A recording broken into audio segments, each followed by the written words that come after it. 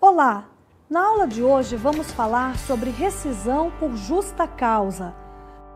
Tanto nas hipóteses da falta grave ter sido cometida pelo trabalhador, quanto nas hipóteses dessa falta grave ter sido cometida pelo empregador, hipótese em que chamamos da rescisão de rescisão indireta.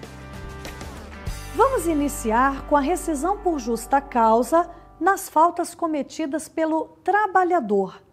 Essas faltas graves estão relacionadas no artigo 482 da CLT. Caso o trabalhador cometa uma das faltas ali tipificadas, a empresa vai poder fazer a sua rescisão contratual com motivo justo, por justa causa. No entanto, é preciso que a empresa observe a presença de 3 elementos nessa dispensa. É preciso que exista a gravidade, a atualidade e a imediação antes de ser procedida a dispensa justificada. A gravidade refere-se à dosagem da punição pelo empregador, pela empresa. A legislação e a doutrina brasileira permitem hoje 3 tipos de punição que podem ser aplicadas pelo empregador e que fazem parte, inclusive, do seu poder de direção do empreendimento. São essas possibilidades as seguintes: a advertência disciplinar, seja ela verbal ou escrita, que nós chamamos de advertência expressa, a suspensão disciplinar e, por fim, a dispensa por justa causa. As advertências, seja escrita ou até mesmo verbal, caracterizam uma primeira punição, geralmente aplicada a uma falta mais leve, como, por exemplo, quando o empregado chega atrasado. A primeira vez que o empregado chega atrasado, provavelmente a empresa não há de fazer nada, talvez apenas comunique para ele que o horário dele é um pouco mais cedo. Aí o empregado chega atrasado de novo e aquilo começa a virar uma rotina. O que deve fazer o empregador?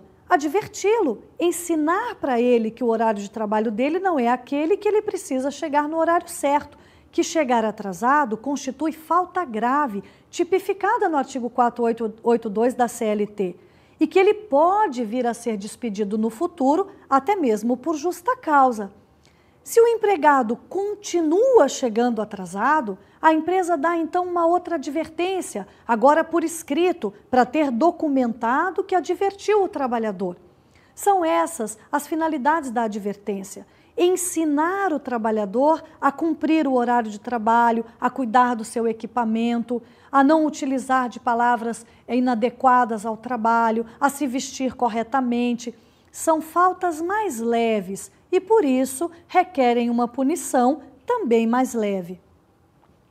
Se o empregado persiste nas faltas leves, mesmo após ter recebido uma advertência, ou se vem a cometer uma falta um pouco mais grave, a empresa então já passa por um segundo momento para aplicar uma punição também mais grave, que é a suspensão disciplinar.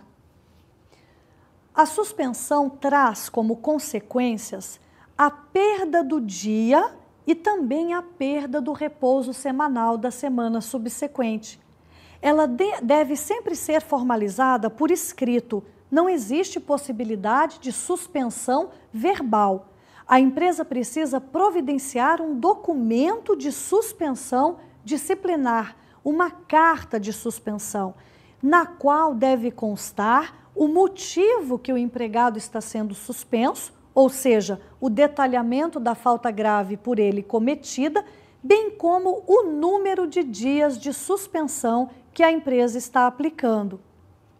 A CLT, em seu artigo 474, permite à empresa aplicar suspensão disciplinar por um período de 1 até 30 dias consecutivos. E é justamente esse período, junto à discriminação, detalhamento da falta cometida, que devem constar dos termos da carta de suspensão. Confira agora, para ilustrar justamente essa dosagem disciplinar do empregador, o trecho de um filme chamado As Férias de Minha Vida. Now, I made this special for you. I left the pine nuts out because I know they get up under your bridge work sometimes. Oh, you're sweet. Thank Excuse me. You bucking for General of the Salvation Army or what? Stop feeding the moochers. We always have our Wednesday morning sales demonstration, Mr. Damien. No, that's exactly the kind of thinking that put this store in Chapter 11 in the first place. Now, Mr. Cragen, he's trying to change the culture around here. And by culture, I mean money. Now, if you care about your future here, I suggest you get with the program, Miss Bird. Have you read this? Cragen's awesome. Everybody got one. Read it again. Yep. Well, then hire another Santa. Of course he has to be fat.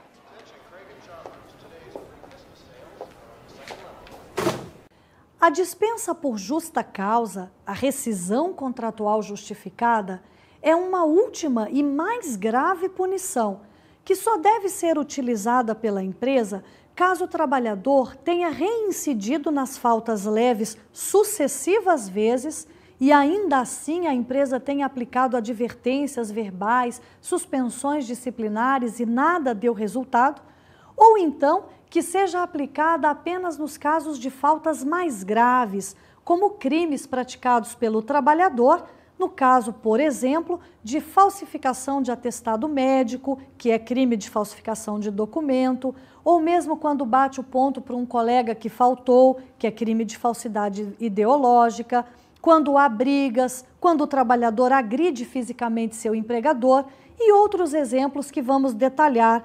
A atualidade, que significa que a punição tem que ser atual e a falta grave também atual. Não é permitido que a empresa aplique uma advertência, uma suspensão ou até mesmo a dispensa por justa causa muito tempo depois da falta grave cometida. O último elemento é a imediação ou imediatidade. Tem que haver uma relação, e esta relação tem que ficar clara para o trabalhador, entre a falta que ele cometeu e a punição que a empresa está aplicando. Se não houver esses dois últimos elementos, atualidade e imediação, vai estar sendo caracterizado o que chamamos de perdão tácito. A empresa acabou perdoando o trabalhador por não usar da atualidade ou por não configurar a relação entre a falta e a punição, e não vai poder usar de nenhum de seu poder disciplinar. São as faltas graves, consideradas assim pela CLT no artigo 482, as seguintes. A primeira delas, ato de improbidade. Ato de improbidade significa o procedimento do trabalhador que contraria as normas legais existentes na sociedade. Ou seja, estamos falando dele praticar crimes, ainda que sejam contravenções penais. São exemplos de ato de improbidade os seguintes. Um empregado que falsifica atestado médico, por exemplo, está cometendo, como dissemos há pouco, crime de falsificação de documento. Também o que bate o ponto para o colega. Ato de abuso sexual também é considerado crime e configura ato de improbidade. Uma segunda falta grave relacionada no artigo 482 refere-se à incontinência de conduta ou mau procedimento. Essa falta é quando o trabalhador pratica atos que não condizem, não estão adequados aos bons costumes ou à moral. É o caso, por exemplo, de um trabalhador que usa de palavras pejorativas, que fala muito palavrão durante o expediente, que faz muita fofoca, que usa roupas inadequadas ao ambiente de trabalho. Todos esses procedimentos, se reiterados, porque caracterizam falta leve, podem ser utilizados, aí, no caso, a punição da advertência, da suspensão e, ao final, até mesmo a caracterização da dispensa por justa causa. Uma terceira hipótese tipificada no artigo da CLT diz respeito à negociação habitual. É permitido que o empregado tenha 2, 3, 4, quantos empregos ele conseguir, e pode até mesmo trabalhar em mais de uma empresa do mesmo segmento econômico. É comum, por exemplo, você encontrar enfermeiros que trabalham numa escala de 12 horas por 36 de folga, que trabalham em 2 hospitais. Nas 36 horas de folga, ele mantém vínculo empregatício com outro hospital, do mesmo ramo de atuação daquele primeiro vínculo. Não há proibição com relação a isso na legislação. O que ela proíbe é a negociação habitual, que é proibida pela empresa, como a prática de concorrência desleal, por exemplo, ou aquela situação de empregados que vendem cosméticos, roupas, sapatos, produtos importados durante o expediente de trabalho. Há casos de empregados que vendem rifas e até mesmo jogo do bicho durante o horário de trabalho. Se a empresa proíbe esse tipo de prática e o empregado continua desobedecendo, caracterizada está a negociação habitual. Também vai estar caracterizada se o empregado vende dentro da empresa o mesmo produto que a empresa vende fora, caracterizando então a concorrência desleal.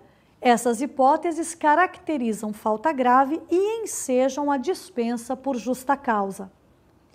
A quarta hipótese de falta grave, relacionada no artigo 482, refere-se à condenação criminal do empregado. Aqui é interessante observarmos o seguinte: se o seu empregado comete algum tipo de crime e vai preso, ainda que seja a prisão preventiva, a empresa não pode mandar esse trabalhador embora, nem mesmo se o crime for dos mais horríveis possíveis. Não pode mandar embora porque o contrato de trabalho vai estar suspenso. A empresa não vai pagar nada, não vai ter nenhuma obrigação contratual enquanto o empregado estiver na cadeia, mas também não vai ser possível a rescisão. A CLT permite, nesse artigo 482, a rescisão por justa causa, mas não em razão do crime cometido pelo empregado, a não ser que esse crime tenha sido cometido dentro da empresa ou que com ele tenha relação. E aí já não vai ser o caso da hipótese do inciso 4º, mas sim do inciso 1º, ato de improbidade que comentamos há pouco. Aqui, o motivo da justa causa não é o crime, e sim a condenação do trabalhador a um regime de reclusão, ou seja, ele tem que ser condenado a ficar preso, sem suspensão da pena, que é o sursis, e sem a liberdade provisória e muito menos a possibilidade de recorrer dessa decisão judicial. Por isso, o momento de se fazer essa rescisão não é o momento da prisão, e sim quando o empregado é condenado e quando essa sentença transita em julgado, ou seja, quando dela não couber nenhum recurso. A quinta hipótese de falta grave refere-se à desídia no desempenho das respectivas funções. Desídia significa preguiça, desleixo, descaso do trabalhador no exercício da atividade diária. São exemplos dessa falta grave o empregado chegar atrasado constantemente, o empregado marcar o cartão ponto errado, sempre com uma marcação em cima da outra, dificultando a apropriação do ponto pelos recursos humanos. Também ilustra a desídia o empregado que vai embora e esquece de desligar o computador, ou até mesmo aquele que esquece de utilizar o uniforme.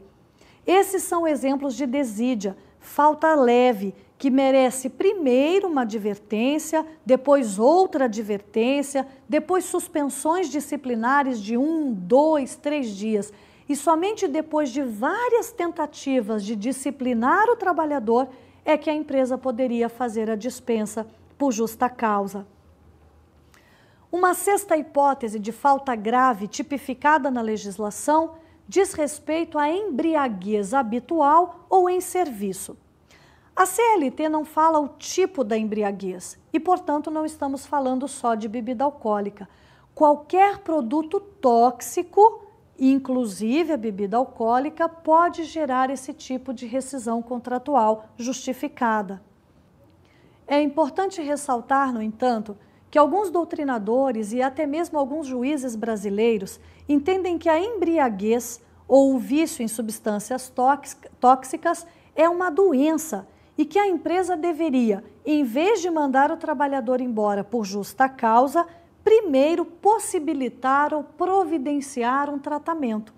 A rescisão por justa causa só poderia ocorrer, portanto, se o empregado se recusou ao tratamento oferecido ou se depois de oferecido o tratamento, permanecer o mesmo na utilização da referida substância.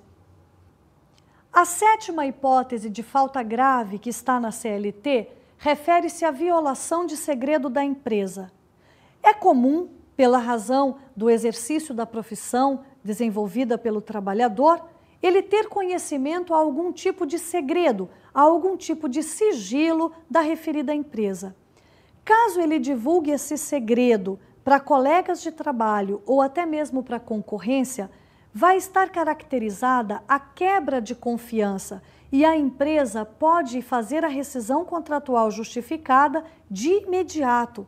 Trata-se de falta gravíssima e não precisa que a empresa dê primeiro advertências e suspensões disciplinares. A oitava falta grave refere-se a atos de indisciplina ou insubordinação por parte do trabalhador, por parte do empregado. É importante diferenciarmos aqui a indisciplina da insubordinação. Tanto uma quanto a outra caracterizam faltas, geralmente faltas leves. É preciso analisar caso a caso e somente em circunstâncias gravíssimas é que a rescisão pode ser aplicada de imediato. Ato de indisciplina se refere a desobedecer uma ordem que foi dada a todos, como, por exemplo, o aviso de não fumar ou vir vestido com o uniforme da empresa. Já o ato de insubordinação é desobedecer uma ordem que foi dada a você e não aos demais colegas. É, por exemplo, não fazer um relatório solicitado pelo chefe, é não cumprir adequadamente o horário de trabalho. São atos de insubordinação ou de disciplina, caracterizados falta grave que ensejam ou pode ensejar, dada a repetição, a dispensa justificada. Uma outra hipótese trabalhada na legislação é o abandono de emprego, talvez a mais comum delas ou a mais aplicada por todas as empresas do país. O abandono de emprego, de acordo com o entendimento do Tribunal Superior do Trabalho, só pode ser caracterizado depois de 30 dias de ausência injustificada pelo trabalhador. A empresa, portanto, tem duas hipóteses. Primeira hipótese, ela tem conhecimento de que o trabalhador está morando em outra cidade ou já está trabalhando numa outra empresa. E este conhecimento ela possui mesmo antes dos 30 dias de falta injustificada. Nesse primeiro exemplo, a empresa vai possuir prova suficiente do interesse do trabalhador em não mais trabalhar em seu estabelecimento. E a justa causa pode ser caracterizada por abandono de emprego, mesmo antes de passados os 30 dias de ausência. Numa segunda hipótese, a empresa não tem essas provas, não sabe por onde anda o trabalhador, só sabe apenas que há dias ele não comparece ao trabalho. Nesse caso é que o TST diz que primeiro ela deve aguardar 30 dias de ausência injustificada. Passados os 30 dias, a empresa deve comunicar o trabalhador de que aquele procedimento de faltar reiteradamente sem justificativa configura abandono de emprego e deve dizer a ele que justifique imediatamente as faltas ou retorne ao trabalho sob pena desta caracterização. Passado o prazo concedido pela empresa para que ele justifique as faltas ou retorne ao trabalho, e caso ele não justifique e nem retorne, a empresa deve mandar uma outra comunicação, determinando o que caracterizou o abandono de emprego e agendando data para o acerto das verbas rescisórias. É recomendável que essa comunicação seja feita por meio de telegrama com cópia de conteúdo, que é aquele telegrama que uma via vai para o trabalhador e a outra volta para a empresa arquivar na pasta do trabalhador, para que fique comprovado numa eventual reclamatória trabalhista que ela efetivamente notificou o seu empregado da falta grave que ele estava cometendo.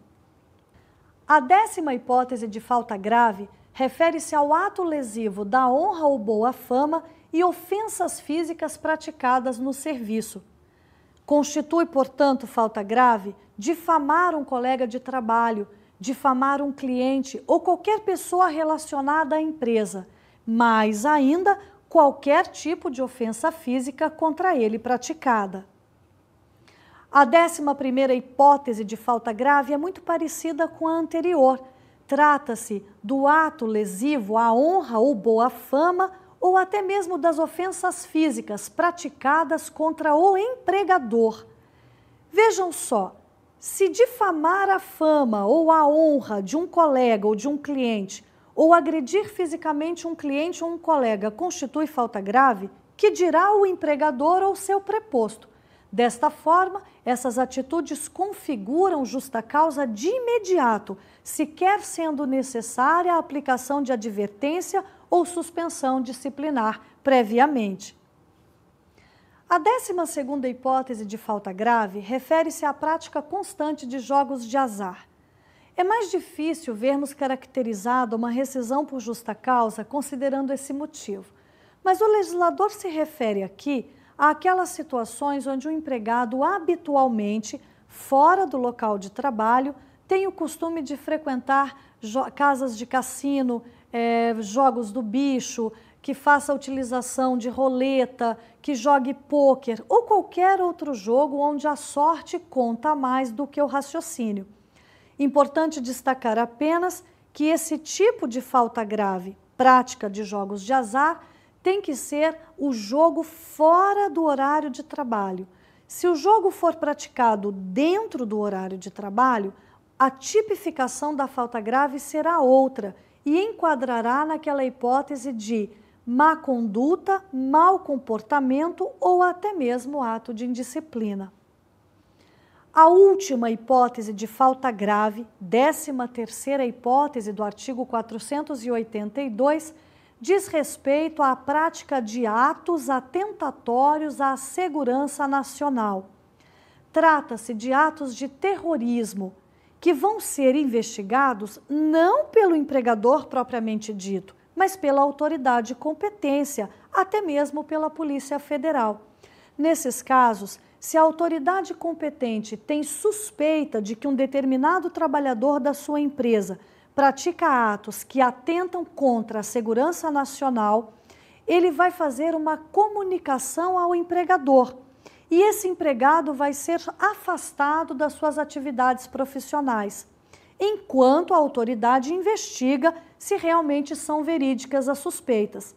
Sendo verídicas as suspeitas, o empregador vai ser então comunicado e neste momento é que se deve operar a rescisão contratual justificada. Verbas rescisórias. Confira agora os direitos referentes ao Fundo de Garantia do Tempo de Serviço. Sendo a rescisão efetuada por justa causa, são devidas as seguintes verbas ao trabalhador: férias vencidas e proporcionais, conforme Convenção número 132 da Organização Internacional do Trabalho. 1/3 das férias. Saldo de salário. Salário família, se preenchidos os requisitos da Lei 8.213 de 1991. Passamos agora à rescisão indireta, falta grave cometida pelo empregador. A legislação trabalhista permite ao empregado solicitar sua rescisão contratual via Justiça do Trabalho, através de uma reclamatória, de uma ação trabalhista, quando da inexecução das condições legais ou contratuais do trabalho por parte da empresa.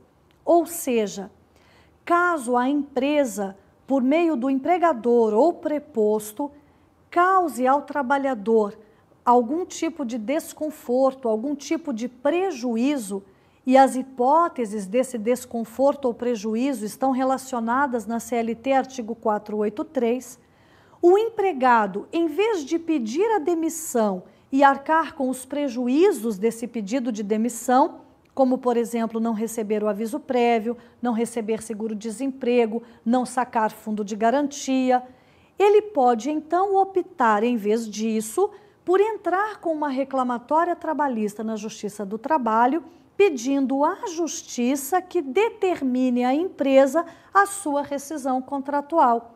Por isso, chamamos de rescisão indireta. Ela é feita através de uma ação judicial movida na Justiça do Trabalho. São as hipóteses relacionadas no artigo 483 as seguintes. Consolidação das leis do trabalho. Artigo 483. O empregado poderá considerar rescindido o contrato e pleitear a devida indenização quando: a linha A. Forem exigidos serviços superiores às suas forças, defesos por lei, contrários aos bons costumes ou alheios ao contrato. Trata-se aqui da empresa exigir do trabalhador a execução de um serviço superior ao seu conhecimento ou à sua força física, ou pedir ao trabalhador que faça alguma tarefa, algum procedimento contrário à lei. Por fim, e a forma inclusive mais usual desse tipo de rescisão e prática, é quando a empresa desvia o trabalhador de função, ou seja, exige dele que faça tarefas que não foram combinadas quando da sua contratação. Veja agora a segunda falta grave relacionada pelo artigo 483. Consolidação das leis do trabalho. Artigo 483. A linha B. For tratado pelo empregador ou por seus superiores hierárquicos com rigor excessivo. Como mencionamos há pouco, quando falávamos da falta grave cometida pelo trabalhador, a empresa tem e pode utilizar do seu poder disciplinar, mas a dosagem da punição tem que ser adequada à falta cometida pelo empregado. Se o empregador não usa adequadamente essa dosagem e pune com rigor excessivo o trabalhador que cometeu uma falta leve, estará caracterizada uma falta grave, não pelo empregador que cometeu a falta leve, mas pelo empregador que utilizou rigor excessivo na punição disciplinar. Confira agora uma terceira hipótese de falta grave por parte da empresa. Consolidação das leis do trabalho. Artigo 483. A linha C. Correr perigo manifesto de mal considerável. Aqui é importante destacar que esse perigo, esse mal considerável, não pode fazer parte natural da função exercida pelo trabalhador. Por exemplo, um eletricista contratado para lidar com alta tensão, por óbvio, está exposto a risco de vida, mas não porque a empresa o expôs a risco de vida, mas porque a sua própria profissão de eletricista que lida com alta tensão, assim o coloca o tempo inteiro. Aqui, portanto, cumpre ressaltar que esse perigo, essa exposição ao perigo manifesto, não pode, insisto em dizer, ser decorrente da atividade normal do trabalhador, mas sim alheia à função por ele desenvolvida. Veja uma quarta hipótese de falta grave do empregador. Consolidação das leis do trabalho, artigo 483. A linha D. Não cumprir o empregador as obrigações do contrato. A CLT, Consolidação das Leis do Trabalho, traz regras a serem observadas pelas duas partes contratuais. Regras que devem ser observadas pelo empregado, que é cumprir o horário, adotar de disciplina, ter zelo e dedicação no desempenho das tarefas. E regras a serem observadas também pela empresa, anotar a carteira de trabalho, proceder ao registro do trabalhador, observar forma, cálculo e prazo de pagamento do salário, dentre outras normas de menor significância. Se a empresa não cumpre essas normas contratuais e atrasa constantemente o salário, não concede férias nem paga 13º, contrata o trabalhador e não registra a sua carteira, ela não está observando as condições contratuais e isso pode caracterizar falta grave que enseja a rescisão indireta via Justiça do Trabalho. Confira agora uma outra hipótese de falta grave. Consolidação das Leis do Trabalho, artigo 483, a linha E. Praticar o empregador ou seus prepostos, contra ele ou pessoas de sua família, ato lesivo da honra e boa fama. A linha F. O empregador ou seus prepostos ofenderem-no fisicamente, salvo em caso de legítima defesa, própria ou de outrem. Trata-se aqui de um direito recíproco, de uma mão dupla. Da mesma forma que o empregado não pode difamar o empregador, nem membros de sua família, menos ainda ofender fisicamente o empregador ou seu preposto, por sua vez, também não pode difamar o trabalhador ou sua família e menos ainda agredi-lo fisicamente. Se assim ocorrer, caracterizada estará a falta grave, que enseja imediata ação judicial com pedido de rescisão indireta. Confira agora uma outra hipótese relacionada pelo artigo seletista. Consolidação das Leis do Trabalho, artigo 483, a linha G. O empregador reduzir o seu trabalho, sendo este por peça ou tarefa, de forma que afete sensivelmente a importância dos salários. A redução do trabalho de uma pessoa que recebe por peça ou por tarefa, chamado então de peseiro ou tarefeiro, acaba reduzindo também a sua remuneração, já que ele recebe por peça ou por tarefa produzida. E é justamente essa alteração de contrato ilegal, porque está afetando a remuneração do trabalhador, que caracteriza a falta grave e que permite a ação judicial de rescisão indireta. É importante observar que apenas em 2 hipóteses o empregado pode permanecer trabalhando enquanto entra com a sua ação judicial pedindo rescisão indireta. São as hipóteses do empregador não cumprir as condições do contrato ou de reduzir o trabalho do tarefeiro ou do peseiro, reduzindo consequentemente sua remuneração. Nos demais casos, o empregado precisa se afastar imediatamente do trabalho, não ir mais ao estabelecimento do empregador e entrar o quanto antes for possível com sua reclamatória trabalhista, contando os fatos e solicitando da Justiça a caracterização da rescisão indireta. Por fim, é importantíssimo observar que, da mesma forma que ocorre lá na justa causa do trabalhador, artigo 482 da CLT, aqui no artigo 483, justa causa da empresa, também devem estar presentes os elementos da atualidade e da imediação. O empregado precisa agir rápido para não caracterizar o perdão tácito. Se a empresa o expõe a perigo de mal considerável, por exemplo, e o empregado não toma nenhuma providência e continua indo trabalhar constantemente sendo exposto àquele perigo considerável, vai estar caracterizado o perdão e nada poderá ele fazer numa reclamatória trabalhista. Da mesma forma, é preciso comprovar nesse requerimento ao juiz, nessa petição inicial, a imediação, a relação existente entre o pedido de rescisão e a falta cometida pelo empregador. Vamos ver agora as verbas rescisórias devidas nessa modalidade rescisória. Configurada judicialmente a rescisão indireta, serão devidas ao trabalhador as seguintes verbas: aviso prévio, indenizado ou trabalhado. 13º salário proporcional. Férias vencidas e proporcionais. 1/3 das férias. Saldo de salário.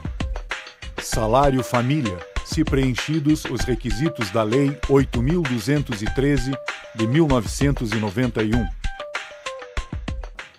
Confira os direitos relacionados ao Fundo de Garantia do Tempo de Serviço. Sobre o direito de fundo de garantia do tempo de serviço são devidos: depósito de 8% referente ao mês da rescisão contratual, multa de 40% sobre o montante da conta vinculada, código de saque 01. O trabalhador terá direito a sacar os valores depositados durante o vínculo empregatício. Essas são as hipóteses de justa causa, tanto por parte do trabalhador, tipificadas no artigo 482 da CLT, quanto as faltas praticadas pela empresa, que também possibilitam justa causa, rescisão indireta, tipificadas no artigo 483, também do Estatuto do Trabalhador.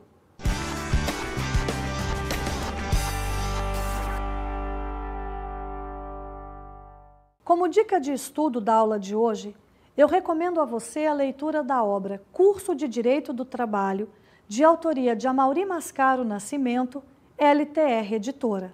Bons estudos!